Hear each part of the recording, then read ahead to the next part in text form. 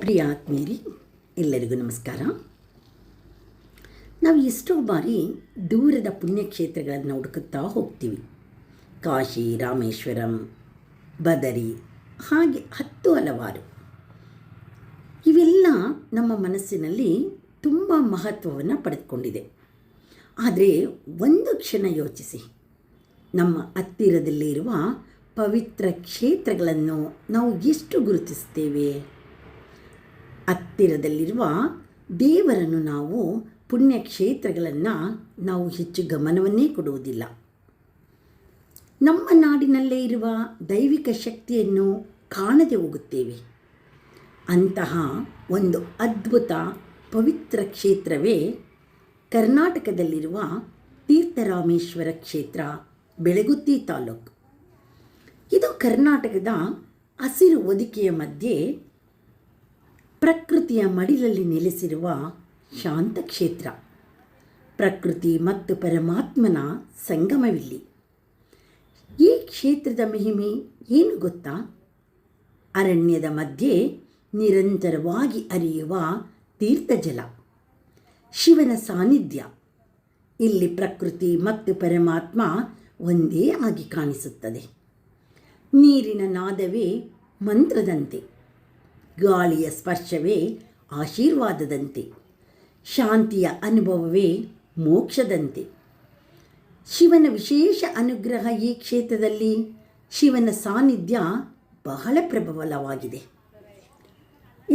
ಇಲ್ಲಿ ಭಕ್ತರು ಹೇಳುತ್ತಾರೆ, ಇಲ್ಲಿಯ ಕ್ಷೇತ್ರದ ಉದ್ಭವ ಮತ್ತು ಪೂರ್ವ ಚರಿತ್ರೆಯ ಬಗ್ಗೆ. ನಮ್ಮೆಲ್ಲರಿಗೂ ಗೊತ್ತಿದೆ ಆತ್ಮೀಯರೇ, ಪ್ರತಿ ಕ್ಷೇತ್ರಕ್ಕೂ ಒಂದು ಪುರಾತನವಾದ ಕಥೆ ಇರುತ್ತೆ. ಆದರೆ ಕೆಲವು ಕ್ಷೇತ್ರಗಳು ತಪಸ್ಸಿನ ಶಕ್ತಿ ಮತ್ತು ದೇವರ ಅನುಗ್ರಹದಿಂದ ಸ್ವಯಂಭೂ ಆಗಿ ಹುಟ್ಟುತ್ತದೆ. ಜನಪದ ಕಥೆಯ ಪ್ರಕಾರ ಈ ತೀರ್ಥರಾಮೇಶ್ವರ ಕ್ಷೇತ್ರದಲ್ಲಿ, ಈ ಪ್ರದೇಶದಲ್ಲಿ ಹಿಂದೆ ಮಹರ್ಷಿಗಳು ತಪಸ್ಸು ಮಾಡುತ್ತಿದ್ದರು.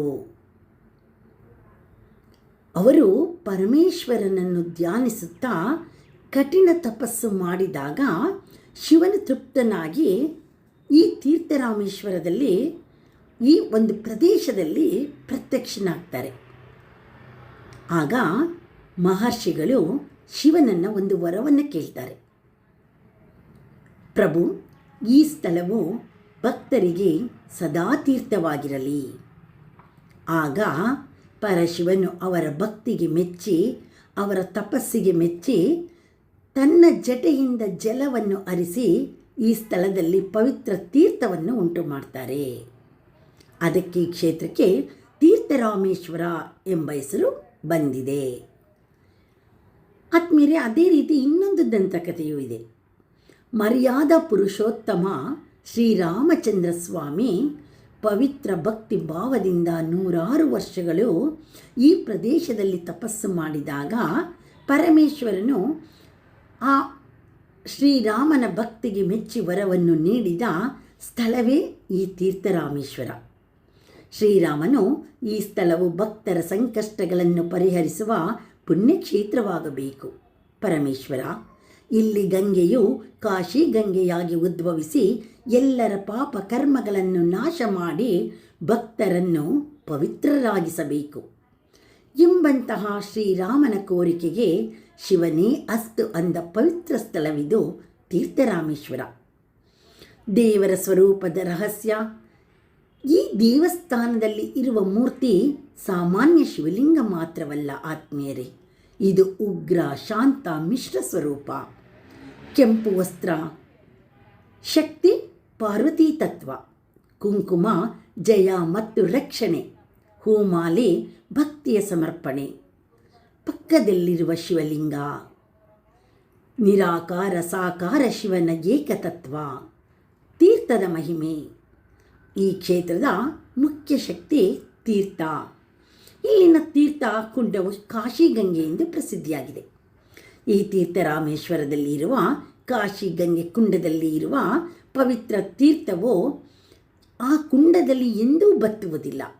ಅದೇ ರೀತಿ ಎಂತಹ ಮಳೆಗಾಲದಲ್ಲೂ ಮಳೆಯು ಎಷ್ಟೇ ಧಾರಾಕಾರವಾಗಿ ಹರಿದರೂ ಆ ಕಾಶಿ ಗಂಗೆ ತೀರ್ಥವು ಆ ಕುಂಡದಿಂದ ಒಂದು ಹನಿಯೂವರೆಗೆ ಹರಿದು ಬರುವುದಿಲ್ಲ. ಇಲ್ಲಿ ಇರುವ ತೀರ್ಥವು ಪಾಪ ಕ್ಷಯವನ್ನು ನೀಡುತ್ತದೆ ಆತ್ಮೀಯರೇ. ಮನಸ್ಸಿಗೆ ಶಾಂತಿಯನ್ನು ಕೊಡುತ್ತದೆ. ದೇಹದ ಕಾಯಿಲೆಗಳಿಗೆ ಸಹ ಉಪಶಮನ ನೀಡುತ್ತದೆ. ಭಕ್ತರ ನಂಬಿಕೆಯಲ್ಲಿ ಜನರು ಹೇಳುವ ಮಾತು, ಗಂಗೆಯಲ್ಲಿ ಸ್ನಾನ ಮಾಡಿದ ಫಲ ಅತ್ಯದ್ಭುತ. ಇಲ್ಲಿ ಭಕ್ತಿಯಿಂದ ಒಂದು ಮುಷ್ಟಿ ನೀರು ತೆಗೆದುಕೊಂಡರೂ ಅದರ ಸೇವೆಯಿಂದ, ಅದರ ಗಂಗೆಯ ಸೇವನೆಯಿಂದ ಪವಿತ್ರ ನದಿಗಳ ಪುಣ್ಯ ಸ್ನಾನದಷ್ಟೇ ಫಲ ದೊರೆಯುತ್ತದೆ. ಅದೇ ರೀತಿ ಅತ್ಯದ್ಭುತ ವಿಷಯವೇನೆಂದರೆ, ಬ್ರಹ್ಮನ ಮೂರ್ತಿಗೆ ಈ ತೀರ್ಥ ರಾಮೇಶ್ವರ ಪ್ರದೇಶದಲ್ಲಿ ವಿಶೇಷ ಪೂಜೆ ಸಲ್ಲಿಸುತ್ತಿರುವುದು. ಹೋಳಿಗೆ ನೈವೇದ್ಯವನ್ನು ಮಾಡಿ ಬ್ರಹ್ಮನಿಗೆ ಸಮರ್ಪಿಸುತ್ತಾರೆ. ಇಲ್ಲಿನ ಭಕ್ತಿಯ ಒಂದು ಪದ್ಧತಿಯೂ ಇದು ಹೌದು. ಅದೇ ರೀತಿ ಪಕ್ಕದಲ್ಲಿಯೇ ಜಗದಂಬೆ, ಮಹಾಕಾಳಿ, ಮಹಾದುರ್ಗೆ, ಚಾಮುಂಡೇಶ್ವರಿಯ ಮೂರ್ತಿ ಇದೆ. ಅತ್ಯಂತ ಶಕ್ತಿಶಾಲಿಯು, ಅತ್ಯಂತ ರಕ್ಷಣೆಯ ಕವಚವಾಗಿರುವ ಶ್ರೀದೇವಿ ಆ ಲಲಿತಾಂಬಿಕೆ ಅಲ್ಲಿ ನೆಲೆಸಿದ್ದಾಳೆ. ಅಡಚಣೆಗಳು ಮತ್ತು ಇಲ್ಲಿಯ ಒಂದು ಆಚರಣೆಗಳು ಏನೆಂದರೆ, ಈ ದೇವಸ್ಥಾನದಲ್ಲಿ ನಡೆಯುವ ಮುಖ್ಯ ಆಚರಣೆಗಳು: ಸೋಮವಾರ ವಿಶೇಷ ಪೂಜೆ, ಅಮಾವಾಸ್ಯೆ ಮತ್ತು ಶಿವರಾತ್ರಿ ಮಹೋತ್ಸವ, ಅಭಿಷೇಕ, ಹಾಲು, ಬೆಲ್ಲ, ಜಲ, ಹರಕೆ ತೀರಿಸುವ ಸೇವೆಗಳು.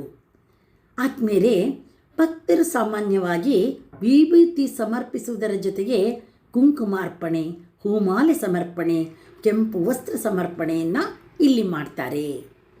ಇಲ್ಲಿಯ ಒಂದು ಆಧ್ಯಾತ್ಮಿಕ ಸಂದೇಶ ಏನು ಅಂದರೆ, ತೀರ್ಥವೆಂದರೆ ನೀರಲ್ಲ ಆತ್ಮೀಯರೇ, ತೀರ್ಥವೆಂದರೆ ಮನಸ್ಸಿನ ಶುದ್ಧತೆ. ಶಿವನು ಕಲ್ಲಿನಲ್ಲಿ ಅಲ್ಲ, ನಮ್ಮ ನಂಬಿಕೆಯಲ್ಲಿ ವಾಸಿಸುತ್ತಾನೆ.